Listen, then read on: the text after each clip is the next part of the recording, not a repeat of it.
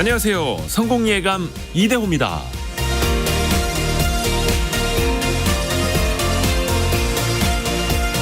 스탠포드 대학교 마시멜로 실험이라는 유명한 실험이 있습니다. 어린아이에게 마시멜로 하나를 주고 15분 동안 먹지 않으면 하나를 더 주겠다고 한 뒤에 아이가 끝까지 참는지 아니면 참지 못하고 먹고 마는지 관찰한 겁니다. 월터 미셸 스탠퍼드대 교수가 이 실험을 1972년에 시작했는데 참여한 아이들의 30년 후 모습을 비교했습니다. 그랬더니 15분 동안 먹지 않고 참아낸 아이들이 나중에 커서 학업에서 더 뛰어난 성적을 올렸다고 합니다. 이 실험은 더 큰 보상을 위해서 작은 보상을 뒤로 미루는 만족 지연 능력이 있는 사람들이 훗날 성공할 가능성도 크다는 메시지를 줬습니다. 그런데 이 실험은 큰 오류가 있다는 지적도 받고 있는데요. 가정 환경 등 성장 배경을 간과했다는 거죠. 마시멜로를 충분히 먹을 수 있는 풍족한 집안의 아이들과 반대로 어려운 가정 환경에서 자란 아이들은 다른 선택을 할 수 있다는 걸 간과했다는 겁니다. 그런데 잘 사는 집 아이든 못 사는 집 아이든 똑같이 참을성을 키울 수 있는 방법이 있습니다. 눈앞의 마시멜로를 뚜껑으로 덮어버리는 겁니다. 이렇게 약간의 아이디어와 장치를 활용하면 부족한 인내심도 높일 수 있다는 건데요. 가정 환경이 어떻든 현명한 사람이 되는 데는 방법이 있습니다. 성공예감 이대호입니다. 시작합니다.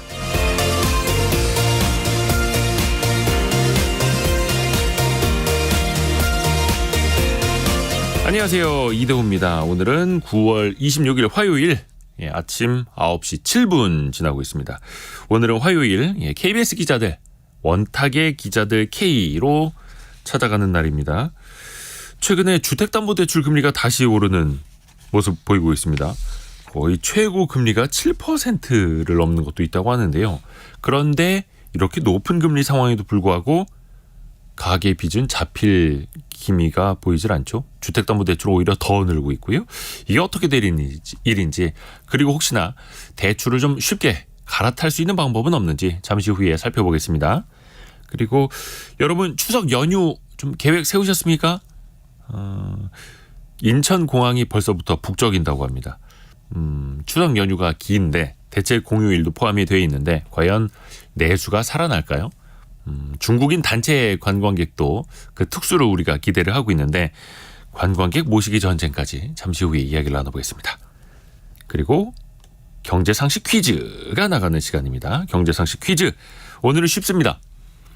SUV를 비롯해서 점점 큰 차를 사람들이 선호하면서 이 차량은 상대적으로 소외를 받았었는데요. 다시 조금씩 판매량이 늘고 있다고 하네요. 유지비나 기름값 등을 따졌을 때 대형차, 수입차보다 상대적으로 경제성이 좋죠. 레저 활동을 위한 이른바 세컨차, 그리고 배달업을 위한 짐차로도 이 차가 꽤 유용하게 활용이 되고 있습니다. 배기량 1000cc 미만의 작은 차를 두 글자로 뭐라고 할까요? 네, 2046님, 2046님은 벌써 보내주셨네요. 세단, 아니고요. 네. 소형차 아니고요. 소형차보다 더 작은 차를 말합니다. 배기량 1000cc가 되지 않는 차. 두 글자가 정답입니다. 짧은 문자 50원, 긴 문자 100원 드는 샵 9730으로 보내주시면 됩니다. 추첨을 통해서 계속해서 선물을 저희가 보내드립니다. KBS 콩 그리고 유튜브를 통해서도 함께 하실 수 있습니다. 성공예감 이대호입니다. 자주 검색하시면 성공이 가까워집니다.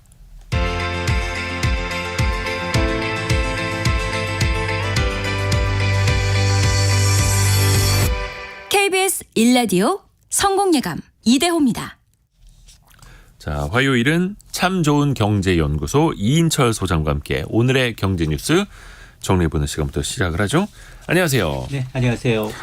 간밤 미국 증시하고 우리 증시 상황 같이 한번 짚어볼까요? 예, 뉴욕 증시는 전약 후강이었습니다. 그동안 나흘 동안 떨어졌었거든요. 네. 이 긴축 우려 때문에 닷새 만에 상승 반전에 성공을 했습니다. 다우지수가 0.13%, 나스닥은 0.45%, 대형주 유지 S&P 500 지수도 0.4% 강보합세를 기록했는데 근데 실제로 호재보다는 악재가 더 많은 하루였습니다. 네. 이번 주 뉴욕 증시 체크포인트 크게 한 3가지를 꼽아보면 우선 미국 연방정부의 이 셧다운 우려가 좀 팽배합니다. 네. 우리는 매년 1월 1일이 회계연도가 시작인데 미국은 10월이에요. 네. 그러니까 10월 회계연도 시작을 앞두고 예산안 처리가 지연되고 있습니다. 이러다 보니 지금 임시 한 달 정도만 시간을 벌기 위해서 임시 예산안까지 이제 추진을 하고 있는데 이것조차도 지금 여의치 않은 모양입니다. 그러다 보니 신용평가사인 무디스가 셧다운이 이루어지면 미국의 국가신용등급에 부정적 영향을 미칠 것이다 라는 경고까지 나왔습니다. 두 번째가 국채금리예요. 국채금리 또 올랐습니다. 네. 10년물 장기 국채금리가 4.5% 돌파했는데요. 2007년 이후 13년 만에 최고치입니다. 장기 국채가 굉장히 고공행진하고 있다. 미국의 고금리가 장기화될 것임을 예고하는 변수고요. 또 세 번째가 자동차 업계의 파업 여부 또 이제 이 국제 유가도 변수인데 이런 것들을 뚫고 이제 상승한 건 그동안 너무 많이 내렸다. 네. 특히나 기술주를 중심으로 해서 반등에 성공을 했고요. 그리고 지금 보면 국내 증시는 어제 사실은 2,500선 무너졌거든요. 4개월여 만에 최저치인데 조금 전 출발했는데 코스피는 소폭 하락세로 출발하고 있고 코스닥은 상승세로 출발을 하고 있습니다. 이게 사실 코스닥은 7거리 연속 하락세였기 때문에 네. 어느 정도 이제 이 단기 급락에 따른 반발 매수세가 좀 들어오고 있는 모양새인데 그러나 이제 코스피 하락세가 좀처럼 이제 좀 중단되지 않고 있는 게 조금 우려스러운데 사실 증시가 그동안 이제 상당 기간 박스권에 갇히다 보니까 개인 투자자들이 이를 버티지 못하고 자금 일부를 빼고 있는 게 아니냐라는 분석이 나오고 있습니다. 코스피는 0.26% 떨어진 2,489, 코스닥은 0.35% 오른 842를 가리키고 있네요. 국내 증시가 목요일부터 긴 휴장에 들어갑니다. 긴 휴장을 앞두고 좀 우리가 미리 염두에 둬야 될 게 있다고요? 그렇습니다. 사실은 이제 올빼미 공시가 기승을 부리지 않겠느냐라는 우려입니다. 올빼미는 야간에 활동을 하잖아요. 그러니까 이제 긴 휴가를 앞두고 어수선한 분위기를 타서 악재성 공시를 네. 은근슬쩍 장마감 이후에 쏟아내는 건데요.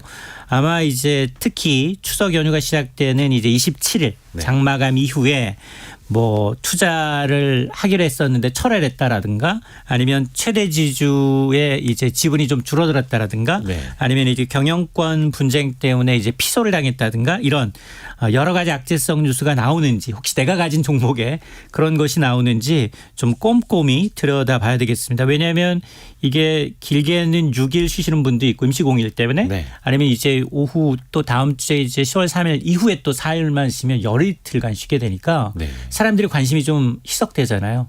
그때 은근슬쩍 이제 악재성 공시를 내놓기 때문에 이런 게 혹시나 있는지 주의 깊게 좀 살펴볼 필요가 있어 보입니다. 악재성 공시 내놓고 회사는 전화를 받지 않고 다 휴가 가버리고 답답하죠. 자, 그런가 하면은 올해 임금 체불 규모가 크게 늘었다고요? 아마 이제 추석이나 이제 설 명절 전후에 가장 많이 나오는 뉴스예요. 네. 우리나라가 세계 10위권 경제 대국입니다. 그런데 이 코로나 팬데믹 이후 감소세를 유지하던 임금 체불이 올해 들어서 급증하고 있습니다. 근데 임금 체불이라는 게 주로 어떤 타깃이냐? 외국인 근로자들, 이제 불법 체류자의 신분을 빌미 삼아서 네. 또 아니면 이제 사회적 약자, 장애인이라든가 아니면 초년생들을 향해서 이제 빈번하게 발생하고 있는데 지난 8월 말 기준 체불 임금 규모가 1조 1,400억 원대입니다. 1년 전에 비해서 30%가 늘었거든요. 네. 체불 피해 근로자만도 18만 명에 이르는데 인원수 기준 14% 증가했습니다. 예. 최근에 한 중견기업이었죠. 근로자 400여 명에 대해서 임금, 퇴직금 약 300억 원을 체불한 혐의로 이 사실 대표이사가 구속되는 일도 있었거든요. 그런데 임금 체불이라는 게 단순히 이제 피해 근로자만의 피해가 아니에요. 그 가족의 생계까지 영향을 그렇죠, 미치기 그렇죠. 때문에 이건 사실 국민의 일상생활을 침해하는 어떤 행복을 침해하는 매우 중체에 대한 이제 범죄라는 인식을 좀 기업을 경영하시는 분들도 좀 인식을 해야겠습니다. 어휴, 임금 체불 그 피해 근로자가 18만 명. 엄청나네요. 이게 경기가 안 좋아서 그런 건지 정부가 어떤 좀 대책이 있다고 합니까? 어떻습니까? 일단 고용부하고 법무부가 나섰습니다. 이제 산업 현장 내 임금체불 근절을 위한 협력을 강화하겠다라는 거고요. 임금체불에 대해서는 법과 원칙에 따라서 엄정하게 책임을 묻겠다라고 천명을 하고 있습니다. 우선 재산 은닉하거나 네. 사적으로 유용하는 악의적인 사업주가 있다. 그리고 상습적으로 처벌하는 사업주가 있거든요. 이런 이제 악덕 사업주에 대해서는 구속 수사를 원칙으로 대응하겠다라는 거고요. 또 이 임금체불 혐의가 상당함에도 불구하고 정당한 이유 없이 이제 법원 출석에 불응한다. 이럴 경우에는 체포영장 등 강제 수사를 적극적으로 이제 실시하겠다라는 거고, 그리고 이제 소액이라도 고의적으로 체불하는 사업주가 있다면 정식으로 기소해서 야, 그동안 이제 벌금만 내면 그만이야 라는 이런 그릇된 인식을 바꾸겠다라는 게 정부의 기본 방침입니다. 또한 이제 임금체불 근절을 위한 이제 사업장의 어떤 근로감독도 한층 강화하겠다라는 건데요. 어쨌든 고용노동부는 10월 말까지입니다. 전국적인 임금체불 근절기획 감독을 실시할 예정입니다. 정말 힘든 상황에서도 뭐 집기 팔고 집 팔고 차 팔아서 임금 내어주는 사람도 있는 반면에 미리 자기가 사적으로 재산을 은닉해 놓는 나쁜 사업주도 있는 거고요. 좀 잘 가려내야겠습니다. 그리고 LH가 건설하고 있는 아파트에서 철근이 누락된 사례 큰 뉴스가 됐는데 지난번에 뉴스가 됐던 것 말고 새로운 아파트가 또 발견된 거예요? 맞습니다. 아마 이제 오늘하고 내일 사이에 이제 정부의 부동산 대책 나올 텐데요. 네. 과연 공공 부분에 대해서 얼마나 신뢰성을 얻게 될지 LH가 이 모양이 빠지다 보니까 네. 지금 LH가 건설 중인 또 한 공공 분양 아파트에 이번에는 주거동의 외벽 철근을 대량으로 누락한 사실이 뒤늦게 확인이 된 거예요. 인천 검단 신도시에 짓고 있는 한 공공분양 아파트 13개 동 가운데 4개 동에 이번에는 지하 외벽 철근이 누락된 겁니다. 지난 4월에 있었던 지하 주차장의 경우에는 조금 달라요. 거기는 지하 주차장에 철근이 빠졌고요. 네. 이번에는 주거동에 사람이 사는 4개의 동의 외벽의 철근이 이제 소실된 겁니다. 네. 그러다 보니까 이 벽식 구조인 아파트에서 외벽이 사라졌다. 이게 하층 지지하는 기둥과 같은 역할을 하기 때문에 상당히 위험합니다. 이들 단지는 2025년 그러니까 내후년 6월 입주 예정인 단지들이거든요. 네. 그래서 공정률이 약 30%가 어지간히 다 끝났다는 거예요. 근데 이제 철근 누락이 발견된 4개 동은 발견 당시에 지하층의 골조 공사가 완료된 상태였기 때문에 상당히 이 안전 불감증이 좀 도를 넘은 게 아니냐라는 이제 지적이 나오고 있습니다. 그러면 이걸 이제 앞으로 어떻게 하게 되는지 그리고 여기에 입주할 예정인 분들 분양받으신 분들이 있잖아요. 그분들은 이 사실을 안다고 하나요? 몰라요. 아직 모르고 계시다. 맞습니다. 그러니까 이 소식이 나오고 난 다음에 알게 된 거고 그 이전까지는 쉬쉬하면서 마무리 공사를 그냥 대충 하려는 그런 모양새였던 것 같아요. 이번 철근 누락 현장의 경우에는 일단 지하 공사 마무리됐고 지상으로 건물을 세우는 과정에서 확인이 됐기 때문에 그리고 이번 사실은 이 시공 과정에서 감리업체가 누락 사실을 확인해서 알려줬다는 겁니다. 네. 그 이전까지는 이제 이 사실을 이제 이 전수조사했었잖아요. 무량판 구조라고 해서 이 철근 빠진 것을 전수조사단 중에 지난 6월에 보고를 받았음에도 불구하고 공개하지도 않았고 그다음에 입주 예정자들한테 이런 사실을 알리지도 않고 그냥 쉬쉬하면서 조용히 보강공사를 마무리하겠다. 그리고 11월까지는 완료하겠다. 이런 방침을 내부적으로 이제 세웠던 것으로 알려지고 있습니다. 그리고 금 이야기 잠깐 좀 해볼까요? 보통 금하고 미국 국채 금리는 좀 반대로 움직이는 경향이 있었는데 이런 상관관계가 최근 들어서 특히나 깨지고 있다죠. 맞습니다. 통상 금하고 미국 국채 금리가 이제 반대 방향으로 움직였던 것과는 좀 사뭇 다른 양상을 보이고 있습니다. 미국의 국채 금리도 앞서 제가 이제 10년물은 4.5%가 넘어서 13년 만에 최고치입니다라고 했는데 국제 금값도 동시에 오르고 있습니다. 근데 이제 미국 국채는 이자를 받을 수 있잖아요. 근데 금은 이자는 주지 않잖아요. 네, 그렇죠. 그래서 상대적으로 이제 이 금의 투자 매력도가 똑같다면 안전자산이지만 둘 다 매력도가 좀 떨어지는데 금도 지금 최근에 이 트로이 온스당 $1,920까지 올라갔거든요. 올 들어서 한 6% 이상 올랐어요. 자, 그 이유가 뭐냐? 금값이 떨어지지 않은 이유를 이제 중국에서 찾고 있습니다. 중국 인민은행이 지금 자산, 특히나 이제 외환 보유액 가운데 달러 의존도를 낮추기 위해서 포트폴리오를 다각화하면서 금을 연일 매수하고 있어요. 거의 뭐 이 10개월 내내 금을 좀 사들이고 있는데 이게 보면 이제 달러 의존도를 줄이고 위안화 영향력을 좀 확대하기 위한 이제 그런 이제 이 시세 조치도 있지만 또 하나는 투자자들 일반 투자자들 사이에서도 야 미국 경기가 과연 이렇게 가파른 금리 인상에도 괜찮을까? 뭐 네. 의심을 갖고 있다는 거예요. 그러니까 미국 경기 둔화 가능성에 대해서 안전자산인 금은 언제든 갖고 있으면 이게 돈으로 환전이 가능하니까 금 보유를 늘리려는 투자 수요까지 가세한 것으로 분석이 됩니다. 안전자산 수요에다가 투자 수요까지도. 자, 참 좋은 경제연구소 이인철 소장과 함께했습니다. 고맙습니다. 네, 고맙습니다.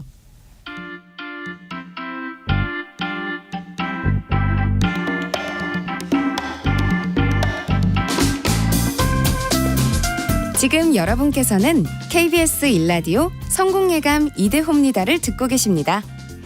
참여해주신 여러분께는 추첨을 통해 헬시 허그에서 한국인의 건강한 두피에서 찾아낸 두피 유래 유산균을, 판촉물 전문 그룹 기프코에서 텀블러 세트를, 아름다운 식탁 창조 주비푸드에서 자연에서 갈아 만든 생와사비를, 쉽고 빠른 판촉물 제작 시너지 기프트에서 고속 충전 케이블을, 그리고 성공예감에서 준비한 커피 쿠폰을 보내드립니다. 당첨자는 성공예감 이대호입니다 홈페이지에서 확인하세요. 자, 원탁의 기자들 KBS 기자들이 함께 토론을 하는 날입니다.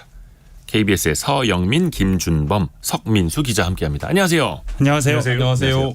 혹시 새 기자분들 중에 올해 들어서나 근래에 뭐 대출을 받았거나 뭐 상환을 했거나 뭐 갈아타기를 했거나 그랬던 분 혹시 계실까요? 저 주담대는 갈아탈 수가 없고요. 예. 2%대일 때 고정금리로 들어놓은 거라 예. 그냥 그대로 갈아탈 가야 필요가 되고. 없네요. 근데 신용대출이 조금 있는데 신용대출은 보니까는 주기적으로 계속해서 업데이트가 되는 것 같아요. 금리 올라가는 걸 눈으로 보고 있죠. 그렇죠. 신용대출은 또 갈아타기가 용이하고요. 네. 서 기자는 신용대출이 조금 있는데 저는 신용대출이 많이 있습니다. 많이 있고요. 부지런히 갚고 있고, 네. 조금씩 주는데 이제 매달 한 분기 단위로 그 변동금리이기 때문에 그렇죠. 금리가 올라간다고 요즘은 톡 같은 거로 다 안내해 주는데 5를 넘었습니다. 5를 넘어서 많이 오르더라고요. 근데 네. 5라고 하면 여기 네. 청취자분들께서는 신용대출 낮은 거 아니에요? 5면 네. 낮은 거 아니야라고 생각하실 지금까지는 수도 있을 4점 것 후반으로 같아요. 받았었는데 이제 5.12 정도, 5.1, 5.2까지 올라가더라고요. 본인의 신용도가 좋다라는 걸 좀 자랑하고. 저도 직장 생활하면서 지금처럼 신용대출 제가 받는 금리가 높은 시절을 본 적이 없는 것 같아요. 글로벌 금융위기 때 이랬을까? 저희 잘 모르겠어요. 기억이 안 나는데 그러지 않았던 것 물론 같아요. 이것도 또 신용대출 금리 더 높게 쓰시는 분들 네. 또 그 높은 금리에도 돈을 못 빌리는 분들도 많아가지고 그 뒷부분에 그건 또 한번 이야기를 더 네. 해볼게요. 우선은 주택담보대출 금리 이야기를 좀 해볼게요. 이게 변동금리 기준이기는 한데 최상단으로 봤을 때 거의 7%를 다시 한번 찍었다고 합니다. 내려오는 듯 하다가 근래에 다시 또 올라가고 있고. 근데 이거 보면은 항상 뉴스에서는 한국은행이 지금 5번 연속 기준금리를 동결하고 있고 한다고 하는데 아니 왜 주택담보대출 금리는 계속 왜 다시 오르는 거야? 이것도 헷갈리실 수 있거든요. 우선 좀 설명이 필요할 것 같습니다. 기준금리가 올라갈 기자. 때도 네. 사실 그때를 떠올려 보시면 금리가 그렇게 빨리 많이 안 올랐습니다. 네. 그리고 오히려 그 금리가 상단을 처음 찍었던 올해 초 그때는 오히려 기준금리는 올라가는데 시장금리는 떨어졌어요. 그러니까 시장금리와 기준금리가 큰 틀에서는 비슷하게 가는데 이게 확실히 같은 속도나 같은 기준으로 가는 건 아니라는 겁니다. 이를테면 기준금리는 뭐 한 3개월물짜리 그 어떤 변동금리를 기준으로 하는 어떤 상품이 있다면 대출 상품이 있다면 그거하고는 같이 가는데 근데 만약에 은행채 6개월물 혹은 국고채 뭐 3년물, 5년물 이런 거하고 연동되는 거라면 지금 당장의 기준금리하고는 조금 다를 수 있습니다. 그러니까 시장금리와 기준금리가 다르다는 건데 이 시장금리라는 거는 현재 기준금리의 영향도 받지만 1년 뒤에 기준금리가 어떨지에 따라서 1년물 내지 3년물 이런 것들은 그런 거에 영향을 받고 장기적으로 이 나라 경제가 어떨 것이다라는 전망이 생긴다면 그 장기적인 나라 경제의 전망이 그 나라의 장기적인 금리도 결정하겠죠. 네.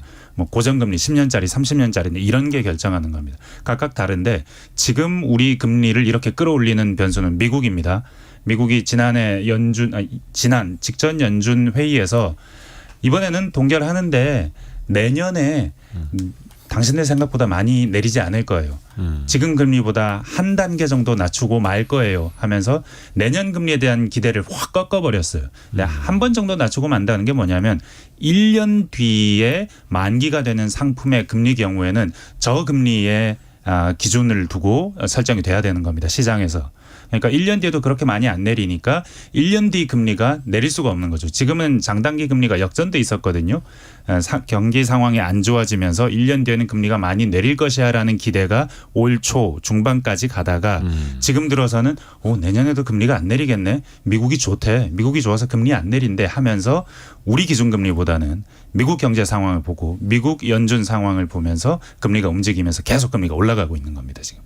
그 미국 기준금리 때문에 우리나라 주담대 금리가 끌려 올라가는 게 맞고요. 네. 그게 전체적인 큰 틀에서는 맞는 그림인데 조금 더 세밀화를 그려보면 사실 이제 기준 주택담보대출도 대출이기 때문에 대출 금리는 결국 은행이 돈을 조달해 오는 그러니까 결국 돈을 조달해 오는 금리에 비례할 수밖에 없거든요. 은행이 네. 돈을 비싸게 끌어오면 당연히 대출할 때도 비싸질 수밖에 없는 건데 그러니까 지금 은행들이 돈을 끌어오는 금리가 점점 올라가고 있기 때문에 네. 주택담보대출 금리도 올라가는 건데 그럼 은행들이 돈을 끌어오는 금리가 왜 올라가느냐 크게 한 두 가지 정도로 보이는데 일단 은행들이 돈을 가장 조달하는 가장 쉬운 방법은 예금 적금이죠. 네. 예금 적금이 기억하시면 작년 이맘때 1년 예금 금리가 5%대를 막 찍고 이래가지고 네. 너도 나도 예금 맡기는 분들이 있었거든요. 그렇죠. 근데 그 만기가 지금 돌아오고 있어요. 그럼 은행들이 1년 만기가 된 예금을 그대로 내주지 않고 다시 우리 은행에 더 맡겨주세요 하려면 다시 그 정도의 금리를 맞춰줘야 되기 때문에 다시 올라가는 측면이 하나 있는 거고요. 네. 그다음에 또 두 번째로 은행들이 돈을 끌어오는 방법이 결국 대표적인 게 채권인데 채권을 찍어서 발행을 하는데 방금 서 기자 말씀처럼 이미 미국의 기준금리 때문에 시장 금리가 많이 올라가 있어서 그렇죠. 예전에는 3% 4% 준다고 해도 채권이 발행이 됐는데 요즘은 그거만 준다고 하면 아무도 사가질 않아요. 그러니까 뭐 4.5를 줘야 되기 때문에 그런 식으로 두 가지 기본적으로 은행들이 조달해오는 금리가 올라가다 보니 은행들이 파는 상품인 주담대도 올라갈 수밖에 없고 이 추세가 한동안은 이어질 것이다. 계속 더 올라갈 것이다. 이런 예측이 많더라고요. 저게 약간 추억 섞인 얘기도 예. 떠오르실 만한 게 그 레고랜드 사태 네. 생각나실 작년 겁니다. 10월. 작년에 시장 금리가 왜 그렇게 올라갔느냐. 레고랜드 사태가 큰 영향을 미쳤거든요. 당시에 시장이 이렇게까지 갑자기 놀란 이유에 대해서 은행들이 방금 말씀하셨다시피 시장에서 채권으로 은행채 형식으로 자금을 많이 조달했고 동시에 한전이 전기요금을 못 올리니까 채권 시장에서 한전채를 발행해서 자금을 많이 조달을 하다 보니까 채권 시장이라 우리나라 채권 시장 그렇게 크지 않습니다. 은행과 한전이 그 자리에서 딱 그 채권을 팔고 있으면 이 두 채권은 거의 국공채 비슷한 느낌으로 굉장히 신용도가 높기 때문에 이런 채권들이 많이 나오면 심지어 대기업, SK 같은 대기업조차도 채권을 발행을 못해서 채권 자금 조달을 못하는 상황이 나오는데 이렇게 꽉 들어찬 겁니다. 채권 시장에. 그러니까 이렇게 채권을 팔고 싶은 사람들이 많으면 금리가 올라갑니다. 네. 그래서 어지간한 회사들은 당시에 두 자릿수 금리를 내야 됐거든요. 그래서 둔촌주공도 뭐 자금을 조달 못해서 난리가 났었고 이런 종류의 자금 경색이 생기면 금리는 올라갑니다. 그쪽 금리가 올라가면 우리가 느끼는 대출금리, 일반인들의 대출금리도 올라갑니다. 그러니까 은행들의 원가 구조가 높아질수록 또 대출이자도 이 상품 가격도 올라갈 수밖에 없는 거고 그게 최근의 흐름이기도 하고요. 근데 금리가 올라가면 원래 가격이 오르면 좀 수요가 주는 흐름들을 우리가 교과서적으로는 배우지 않습니까? 근데 가격이 오르는데 즉 금리가 오르는데 가계대출은 더 늘고 있단 말이에요. 특히 주택담보대출 위주로. 이 현상은 우리가 어떻게 해석을 좀 해야 되겠습니까? 주택담보대출에 대한 수요가 여전히 있고 최근에 주택 가격이 좀 회복을 했잖아요. 주택 가격이. 예. 여전히 그래도 빚내서 집 사려는 사람들이 뭐 주변에 봐도 없진 않은 것 같아요. 이 상황이 그 주택 구매에 대한 욕구가 사그라들지 않았다는 생각이 들었거든요. 왜냐하면 올해 좀 집값이 저는 무주택자 입장에서 집값이 좀 떨어질 줄 알았는데 떨어지려고 했었죠. 올해 초가 네. 바닥이었죠. 떨어지려고 하니까 네. 인위적으로 누군가 나서서 시장에 들어왔습니다. 정부였죠. 정부가. 네, 정부가 50년 주담대 최근까지 팔다가 그만둔 거. 지금은 이제 판매가 거의 다 네. 중단이 됐고요. 근데 50년 주담대라는 것이 상징하는 게 뭐냐면 내가 주택 시장을 떠받치겠소라고 정부가 들어왔다는 거죠. 그러니까 50년짜리 우리가 50년 뒤까지 차곡차곡 갚아서 집을 살 거라고 생각하는 사람이 누가 있겠습니까? 저 50년 뒤면 90이 넘어버리는데요. 단지 이건 유동성을 더 많이 쓸 수 있는 수단을 네. 준다라는 겁니다. 이것만 준 게 아니지 않습니까? 다양한 종류의 뭐 정책금리 상품도 나오고 DSR도 한시적으로 완화해주는 정책도 나오고 LTV 늘려주고 이런 식으로 시장에 들어오지 않으려는 사람들에게 들어와 괜찮아라고 정부가 이렇게 모셔왔거든요. 네. 그렇게 정책적으로 모셔오면서 시장이 인위적으로 부양이 됐던 거라고 봐야겠죠. 그 수요는. 그 가격이 오르면 수요가 줄어드는 게 당연한 건데 네. 상품 가격이 올라도 그 물건을 파는 가게가 여러 가지 판촉 행사를 하면 팔릴 수 있죠. 그러니까 예를 들어서 가격을 깎아주지 않더라도 이거 사시면 저희가 뭐도 하나 끼워드리고요, 뭐 포인트도 쌓아드리고 하면은 살 수 있잖아요. 그 행위를 정확하게 지금 정부가 했기 때문에 들어가는 비용 절감을 정부가 이른바 일단 특례보금자리론 같은 걸로 도와준 거예요. 단적으로 특례보금자리로는 저는 한 2, 3년 지나면 굉장히 연구 대상이 될 상품일 것 같긴 한데 네. 우리가 이제 가계부채 문제는 사실 저희가 한 분기나 반기 한 번씩 이 자리에서 다루는 것 같긴 한데 이런 자주 다루는 주제를 우리가 다룰 때는 지금만 보지 말고 조금만 2, 3년 전만 돌아보면 올 5월에 제가 찾아보니까 무슨 뉴스가 있었냐면은 대한민국 개국 이래 처음으로 네. 가계부채가 최대 폭으로 줄었다라는 기사가 있었어요. 네. 큰일이다. 네. 지난해 거의 한 3분기, 4분기. 네. 올해 5월이에요. 올해 5월. 올해 5월에 나온 기사가 올해 1분기에 가계부채가 너무 많이 줄어서 이거 좀 걱정스럽다. 그랬는데 지금 저희가 이제 9월인데 이 얘기를 하고 있잖아요. 이 흐름을 바꾼 건 정부고 특례보금자리론이 결정적인데 우리가 DSR이라는 제도를 우리가 이제 총부채 원리금 상환 비율, 그러니까 내가 100만 원을 벌면 원리금을 갚는 게 40만 원 이상 못 받게 하는 그 제도를 한 1999년에 시행한 게 아니고요. 2021년에 시행을 했어요. 2년 전에. 네. 그러니까 이제 올해가 2년째인데 그러니까 작년 1년 지나고 이제 안착이 되려고 하는 상황인데 정부가 40조 원짜리 특례보금자리론을 내놓으면서 이건 예외를 해줄게. 자기들이 제도를 만들어 놓고 이거는 예외를 하는 걸 만들어 주는 거예요. 그럼 당연히 이 제도가 돌아갈 수가 없는 거죠. 그러니까 정부가 그렇게 빌려가세요 판촉을 하니까 안 늘어날 수가 없고 안 늘어나면 그게 더 이상한 상황이었던 거죠. 그러니까 그 이른바 부동산 전문가들 사이에서 그런 얘기 하지 않습니까? 예외라고 하는 거. 그것도 특별한 사례, 특별한 예외. 특례자가 붙은 거는 일단 적극적으로 들어가라. 정부가 신호를 주는 거다. 또 이런 이야기도 웃지 못할 이야기로 나오는 거고요. 근데 이게 금리가 높은 상황에서 대출이 늘어난다라는 건 이게 좋은 신호는 아니지 않습니까? 뭔가 좀 위험 신호가 될 수 있겠고요. 이제 좀 안 늘어나지 않겠습니까? 지금 금리 상황은 우리가 경험하는 가장 높은 최근 한 3, 4년 사이에 상단에 다시 왔거든요. 올 초 작년 연말에도 상당히 높았는데 근데 지금은 주택담보대출 금리가 이렇게까지 올라오니까 앞으로도 좀 더 올라갈 가능성도 있고요. 네. 그렇다면 앞으로는 이 정부도 좀 숨고르기를 해야 하고 정부의 목적이 집값을 올리는 게 아닙니다. 사실은 정부가 올 초에 그렇게 정책을 할 수밖에 없었던 이유는 너무 급격하게 집값이 꺼지니까 그렇죠. 거래가 급감하면서 뭐 당시 동행 통계로는 서울 주택 거래량, 아파트 거래량이 뭐 월 1,000건이 안 된다 그랬으니까 그랬죠. 단군 이래 이런 적이 없었다고 할 정도로 급속히 얼어붙으니까 정부가 엄발을 녹이느라 그런 거거든요. 근데 지금부터는 엄발을 녹일 상황은 아니고 다만 내년에 선거가 있습니다. 선거를 앞둔 정부는 집값이 떨어지게 내버려 두진 않을 겁니다. 그런데 지금 상황에서 집값이 더 오르면 뭐야 이 정부도 집값을 못 잡네 소리가 나올 수 있거든요. 그러니까 어느 정도 유지시킬 것 같아요. 지금부터는. 네. 지금부터는 집값을 유지시킬 거고 그렇다면 대출이 그렇게 늘어나는 일도 없지 않을까. 금리도 이렇게 높은 마당에 정부가 발벗고 집을 사라고 나서지 않으면 대출이 늘어나거나 집값이 오르거나 하는 일이 당분간은 없지 않을까. 물론 떨어지지도 않을 겁니다. 떨어지면 표에 도움이 안 되니까. 그러니까 뭔가 조였다 풀었다 하면서 경착륙만큼은 정부가 막으려는. 그렇죠. 그러면 또 사람들 입장에서는 집값이 다시 떨어지네? 정부가 받쳐주겠지? 사자. 집값이 좀 올라가네? 정부가 조이겠지? 사지 말자. 또 이런 신호가 될 수도 있겠어요. 가장 안 좋은 학습 점입니다. 효과. 네, 정부가 뭔가 행동을 할 것을 시장이 예상하면 시장 왜곡이 일어나는 거죠. 그러니까 이제 금리가 올라가도 주택담보대출 차주들이 크게 걱정하지 않는 이유 중에 하나가 그러니까 경제학적으로는 당연히 금리가 이렇게 빨리 올라가면 원리금이 늘어나기 때문에 난 더 이상 못 갚겠어. 예. 손드는 가구들이 나와야 되거든요. 우리나라 정부가 그간의 어떤 정책들을 학습을 해보면 다 막아줍니다.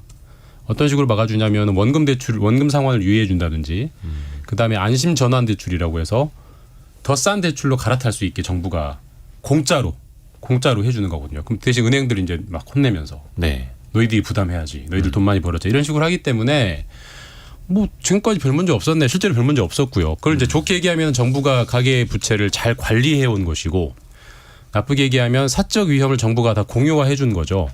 그게 여러 차례 있었기 때문에 앞으로도 그 한국 정부가 앞으로도 그 한국 정부일 것이기 때문에 뭐 정말 메가톤급 폭탄이 터지지 않는 한은 이런 수준의 상승은 정부가 충분히 관리해 나가면서 뭔가 무너지는 이런 일은 안 일어나게 할 거라는 기대감들이 시장에 명백하게 있죠. 그러니까 그냥 빌리는 거죠. 에이 무슨 일 생기겠어? 지금까지 없었는데. 그 사적 이익을 공유화하지 않았을 때의 문제를 생각해 보면 이제 뭐 정책 당담자들의 고민도 있죠, 사실. 네. 이게 정말 하우스푸어가 생겨나는 거잖아요. 네네. 잘 하지 못한 투자에 대한 책임을 개인이 졌을 때 이게 그 사회 문제로까지 연결되니까. 그렇죠. 역전세, 또 네. 경매. 예. 그러니까 그 최근에 일어났던 뭐 역전세난이라든지 전세 사기라든지 그런 것도 뭐 비슷한 맥락에서 터져 나온 건데, 그거를 이제 어느 단계에서 예방하느냐 그 고민이 좀 있었던 것 같고, 그다음에 이미 사람들이 집을 상당히 투매를 하고 대출을 내놓은 상태에서는 좀 고민이 깊었을 것 같아요. 지금 6795님이 2.8%였던 부동산 담보대출 금리가 5.7% 됐습니다. 너무 빨리 올라서 씀씀이를 줄이고 있습니다라고 보내주셨는데, 조금 아직 시간은 남아 있습니다만 내년부터는 그 전환대출, 그러니까 비대면 전환대출, 그러니까 뭐 핸드폰 같은 걸로 금리를 비교를 해서 바로 갈아탈 수 있는, 그게 선보입니다. 5월부터는 신용대출에 한해서 비대면 전환대출이 시행이 됐습니다. 그래서 많은 분들에게 저희도 알려드렸는데, 내년부터는 주택담보대출도 또 전환대출이 가능하다는 거죠. 이거 좀 알려주시겠어요? 정확히 해야 됩니다. 네. 저는 해당 사항이 없습니다. 주택 중에서 빌라는 해당이 없습니다. 아파트입니다. 아파트만. 그래서 정책 당국자가 어제 Q&A 시간을 가질 때 보니까 아파트 담보 대출이라고 말해요. 주택 담보 대출이라고 말하지 않습니다. 왜냐하면 그 대한민국 시장의 특수성인데, 아파트는 딱 규격화돼 있고 84 59 이렇게 정해져 있잖아요. 그러니까 이게 환금성이 좋아요. 저게 이 숫자 말만 들으면 어떻게 생긴 것일 것이고, 저것의 가격은 어떻고 주변의 저것의 가격은 어떤지가 표준화되어 있어서 다 나와요. 이런 상품의 경우에는 온라인에서 조금만 비교하면 정책 당국자가 바꿔줄 수 있겠다고 판단한 겁니다. 그러니까 은행들끼리 어떻게 보면은 그 담보물을 서로 주고받아야 되는데 표준화돼서 비교 가능하다는 거죠. 근데 빌라 경우에는 이게 몇 평이라고 해도 진짜 몇 평인지도 모르겠고, 이게 구조가 어떻게 생긴지도 모르겠고, 위치도 모르겠고, 건물은 몇 년 됐는지도 모르겠고, 다 제각각이니까 이게 표준화가 돼 있지 않으니까 이렇게 온라인에서 전산상으로 바꿔주기 너무 어려워서 안 된다고 그러거든요. 일단 저는 해당 사항이 없습니다. 저는 이 정책은 되게 잘하는 정책인 것 같아요. 그러니까 기본적으로 우리가 어떤 상품을 고를 때 그 상품의 품질과 가격을 우리가 비교해가면서 고르잖아요. 예를 들어 내가 차를 산다 그러면은 각 사이트, 각 회사 홈페이지에 들어가서 뭐 견적 보고 비교해가면서 사는 걸 결정하잖아요. 근데 대출은 지금까지 그게 안 돼 있었어요. 왜냐하면 신한은행 대출, 뭐 국민은행 대출이 우리가 은행연합회 들어가면 비교할 수 있게 돼 있지만 3.5에서 5.5 이런 식으로 비교가 돼 있지, 내 담보물에 대해서 정확히 얼마가 나오는지를 소비자가 알 길이 없었거든요. 그렇죠. 근데 이게 이제 드디어 한 홈페이지에 접속하면 비교할 수 있게 됐고, 그다음 내가 신한은행 대출을 샀다가 그 대출을 받았다가 국민은행이 더 싸네? 라고 옮겨갈 수 있게 해주는 거니까 이게 잘만 정착되면 은행들끼리 정말 경쟁할 수 있는 지금까지 사실 은행들이 왜 너희 경쟁하니 정부가 혼냈지만 소비자들이 경쟁하는 수 있는 환경을 만들어줬기 때문에 소비자의 선택권이 보장이 되면 이제 점점 경쟁을 할 수 있게 되는 바람직한 방향으로 가는 것 같아요. 다만 이게 얼마나 이제 잘 될 거냐는 이제 막상 돌려봐야 되겠지만 이 방향 자체는 저는 소비자 선택권을 높이면서 이게 이런 게 정착이 되면 오히려 정부 인위적으로 가계대출 조이는 것보다 가계대출이 더 자연스럽게 조절될 수 있는 좋은 메커니즘을 만드는 것 같습니다. 성민수 기자. 네. 근데 이제 그 동안도 사실은 금리를 아예 비교할 수 없었던 건 아닌 게 방법은 있었죠. 이게 네. 보통 이제 뭐 은행을 다니면서 금리를 물어본다거나 이러면 굉장히 너무 귀찮은 일이고 그 부동산 중개 사무소에 보통 그 대출 모집인들이 있어요. 그 연결된 대출 모집인한테 물어보면 은행별로 얼마라는 거를 다 알려줍니다.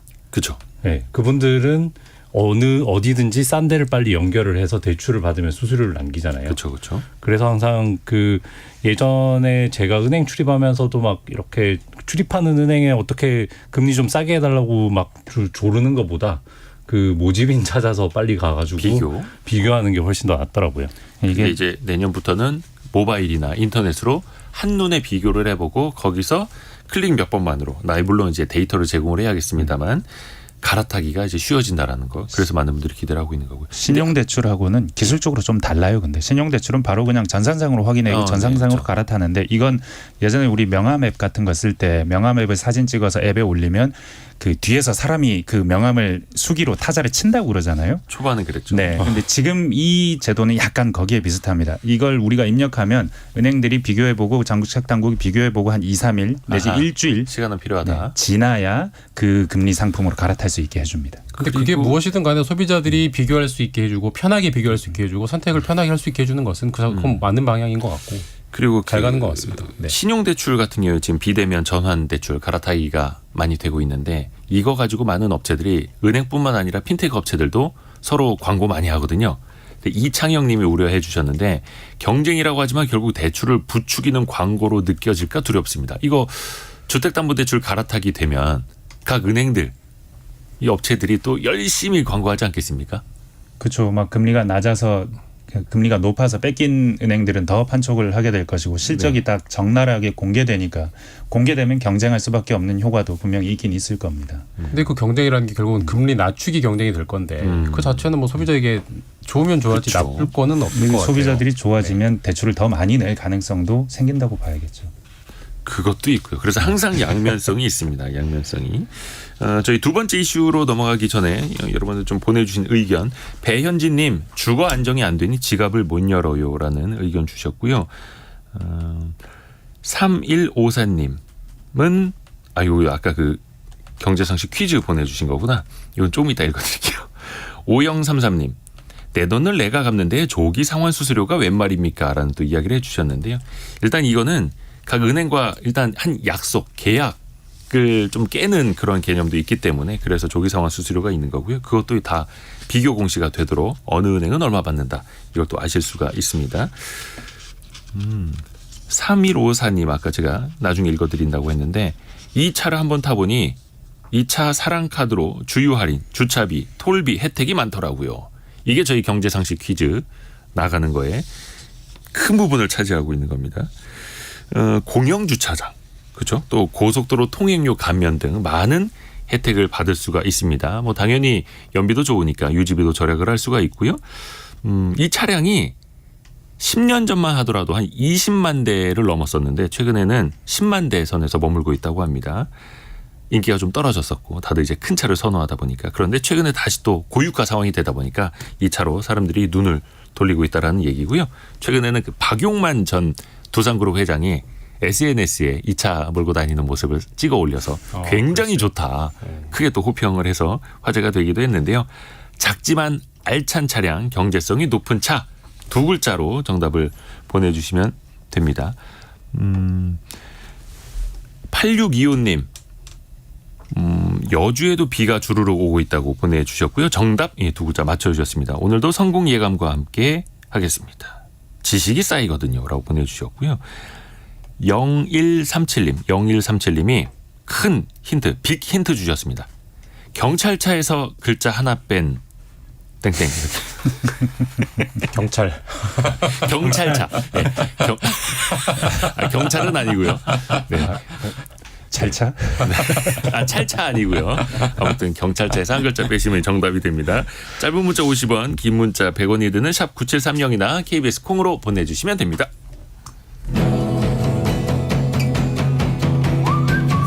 오늘의 움직임에 주목하고 세상의 흐름을 놓치지 않습니다.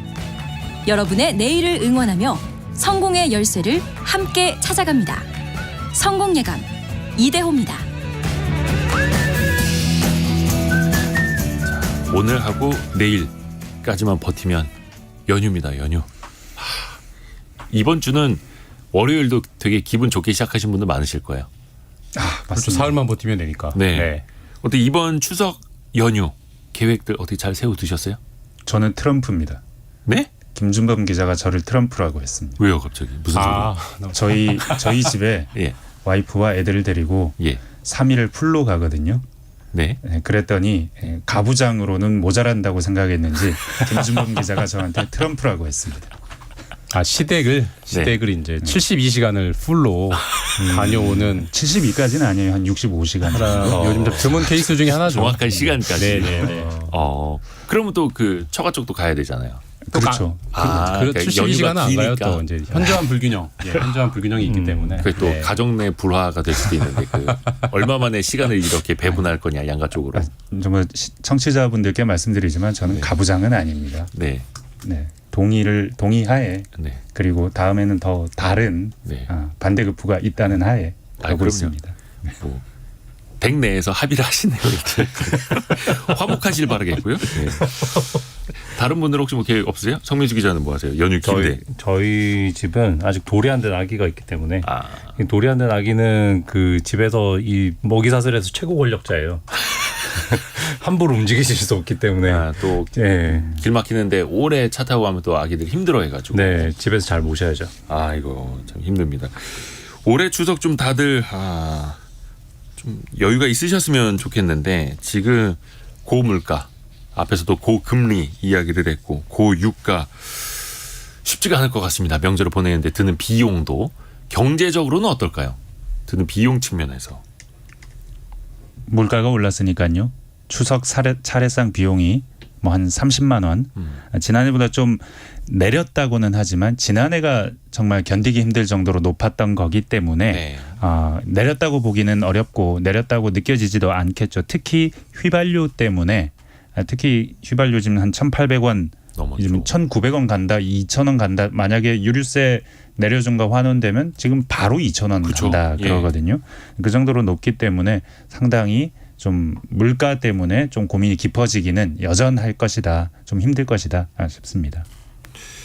이게 차례상 가격을 매년 이제 추석 앞두고 발표하잖아요. 네. 이번에도 이제 발표된 거 보니까 30만 4천 원을 이런데 네. 근데 이게 도대체 어떻게 계산하니까 저 가격이 나오나 나도 저도 한번 뽑아 보니까 이런 식으로 계산을 하는 거예요. 그러니까 그 차례상에 들어가는 반찬, 그러니까 제수용품을 28가지를 책정을 하는데 네. 예를 들면 다시마를 10g을 사고요.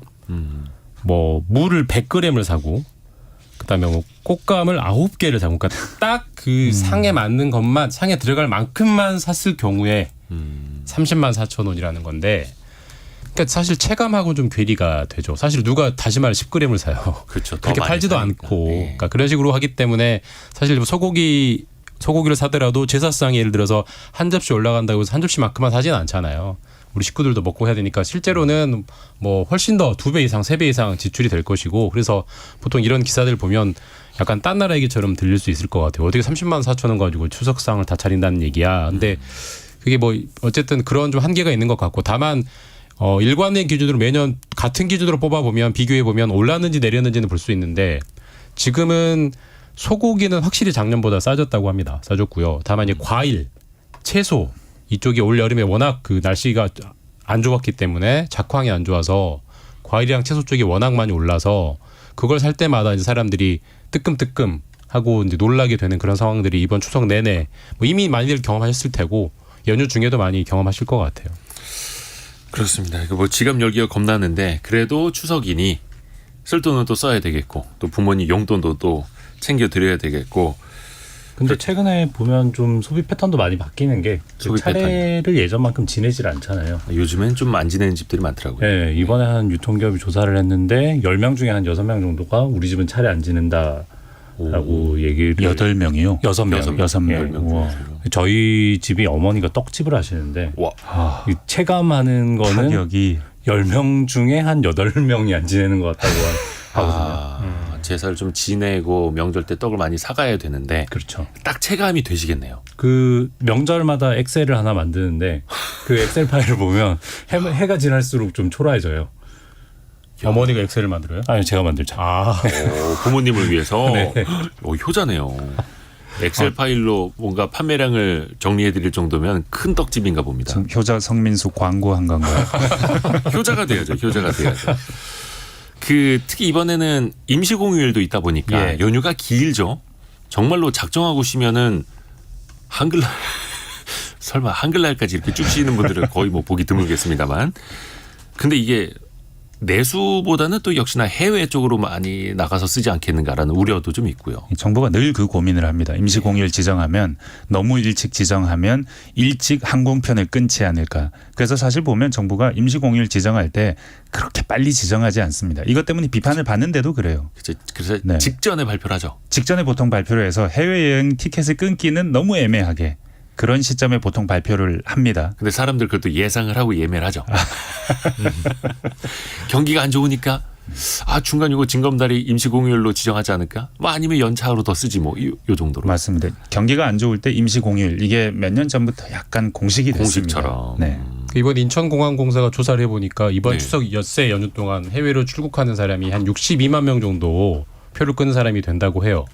근데 그게 코로나 전 2019년에 추석 연휴 내는 40만 명 정도 나갔거든요. 네. 그러니까 코로나 전보다 훨씬 이번에 많이 나갑니다. 그러니까 해외 여행을 출국하는 수요는 완전히 이제 회복이 됐고 회복이 됐다. 그 이상을 웃도는 것이고 대신에 반대로 이번에 또 다른 나라에서 특히 중국 같은 경우는 우리보다 더 오래 쉬잖아요. 우리는 엿새 쉬지만 중국은 추석 플러스 국경절이라는 자기네 연휴까지 겹쳐서 8일을 쉬기 때문에 네. 또 그만큼 많이 들어올 거기 때문에 뭐 약간 뭐 쌤쌤이죠. 우리도 많이 나가서 쓰지만 또 네. 외국인들도 많이 들어와 쓸 거기 때문에 그게 우리 내수 자영업자들한테 도움이 되는 측면이 분명히 있죠.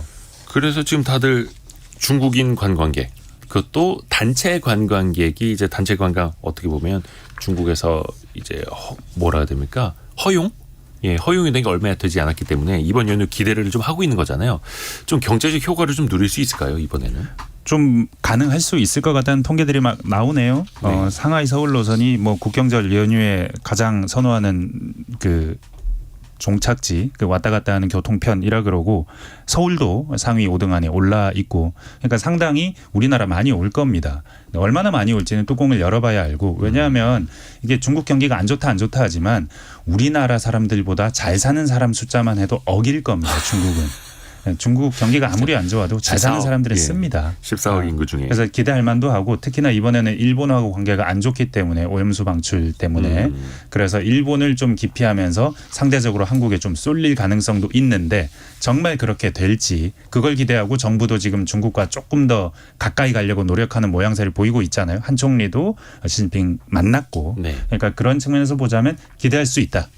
얼마나 될지는 뚜껑을 열어봐야 알겠지만 실제로 꽤 많이 올 것 같아요. 실제로 이제 중국인들이 지금 이제 중국인 입장에서 네. 이제 해외로 여행하는 게 당연히 중국도 코로나 때 많이 줄었을 거 아니에요. 근데 그 코로나 전보다 얼마나 회복되는지를 측정해 보면 예.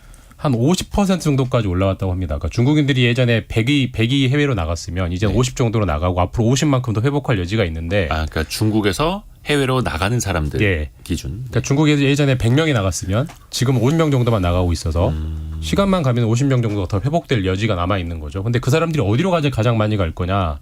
한국으로 가장 많이 올 거라는 조사 결과들이 많이 나오고 있어요. 실제로 또 최근에 제가 그 이쪽 분야를 취재하고 있어서 취재하다가 들은 게 중에 하나가 그 방금 소장님 말씀처럼 이제 중국 정부가 단체 관광을 허용해 줬잖아요. 그럼 중국인들이 가장 많이 타는 상품 중에 하나가 크루즈입니다.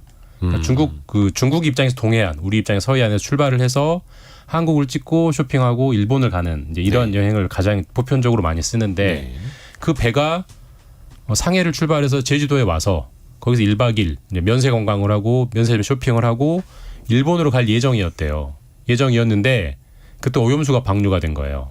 그러니까 중국 정부가 일본을 강하게 비판하면서 엄청 세게 부딪혔잖아요. 그랬더니 일본행을 취소해버리고 한국에서 더 머물고 있다가 돌아갔다고 해요. 중국은 그게 되는 나라거든요. 그러니까 정부가 이끌면 확 따라가는 나라여서 지금 중국인들이 저 일본 갈게요라고 손들 수 있는 분위기가 아니기 때문에 결국은 그 수요가 상당 부분은 한국으로 올 거란 예측이 많고 실제로 이번에 뭐 중국 내 여행사들이 중국인들 상대로 한 여론조사 보면은 그러니까 베이징 서울 노선에 대한 인기 그 티켓 수요가 네. 가장 높긴 하더라고요. 그런 거 보면은 우리 측면에서는 뭐 어쨌든 우리가 뭐 일본과의 관계가 안 좋은 것에 약간 특수를 누리는 거긴 하지만 혜택을 볼 여지가 많긴 하죠. 베이징 서울 노선, 또 상하이 서울 노선 이런 것들도 인기를 많이 받고 있다라고 이야기를 하고요. 0383님 명절이 무섭습니다. 이틀은 시댁, 부산 3일. 이틀은 시댁 부산, 3일은 친정 서울 갑니다. 고유가가 걱정입니다라고 보내주셨고요.